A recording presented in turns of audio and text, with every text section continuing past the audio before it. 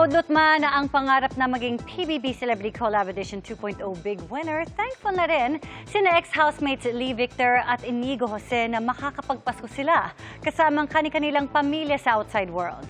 Pero sa kabila niyan, sinagot din nila ang mga issue sa dami ng violations ng kanilang batch. Makichika kay Athena Imperial. Sa ikatlong eviction night, lumabas ng bahay ni Kuya si Lee Victor ng kapuso at Inigo Jose ng kapamilya. Marami raw aral na nabaon sina Lee at Inigo mula sa kanilang mahigit isang buwang Pinoy Big Brother Celebrity Collab Edition 2.0 journey. I was able to really try paglalaba po talaga. Ang sakit pala sa kamay, grabe. Bumula naman yung... Opo. Pero nung sinampay ko na, nanigas. Yung paglinis ng kwarto namin, it became a habit. Yung mga cabinet, wala na nakasabit, nakatupi na lahat ng kumot in an orderly fashioned way. And gusto ko lang yung special mention, yung luto ni Inigo. Wow! Yung chicken breast mo. Oy!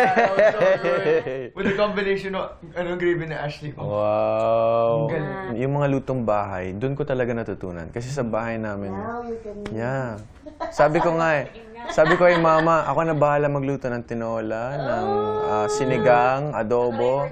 Nang mapag-usapan namin ang tungkol sa issue ng violations, Kasi na-challenge yung way of life mo sa labas. Pagpasok mo doon, maraming kailangan baguhin pag nandun sa bahay. Like, yung mga bad words, syempre, you wanna be a better role model. But you learn through those hard times. Like pressure, diba? Like the saying, pressure creates diamonds. It's true kasi if you don't go through hardships, you won't know how to learn from your mistakes. aminado ang dalawang gusto nilang marating ang finals. Pero nang malamang nominated ang kanilang grupo, naisip na lang daw nilang sulitin ang isang buong linggo bago ang announcement ng evictees. Hindi na ako kinabahan kasi inaccept ko na yung fate ko. At sabi ko, sinulit ko na lang. Tapos ni-reassure ko kay Heath, since si Heath yung kalaban ko. Sabi ko, Heath, matulog ka na mahimbing tonight. Don't worry about it kasi ako na yung lalabas. Enjoy ko lang yung time ko. Actually, nung week na yun, hindi ako like nagtatampo or galit. We really enjoyed talaga the last week. Enjoy lang talaga ako, indeed. That's what we did na lang po in our remaining time. Nagkwento rin si Lee tungkol sa pagiging emotional niya nang salubungin siya ng close friend na si Charlie Fleming. May promise si Charlie din sa akin na parang, if maging housemate daw ako, siya daw yung susundo sa akin. Kaya nung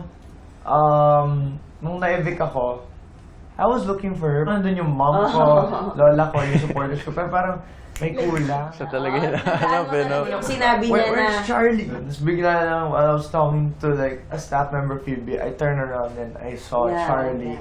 Tapos parang, naturan na breakdown talaga. Naiiyak talaga ako. Kasi parang, I think narinig yung nagsasorry ako kay Charlie na parang, nagsorry ako kasi parang, may promise ako na see you next year. O ganyan. Parang, hindi ko natupad yung promise kay Charlie kasi I want her like to be proud of me. Like parang gusto ko mapagyabang ako ni Charlie na like an amazing friend talaga.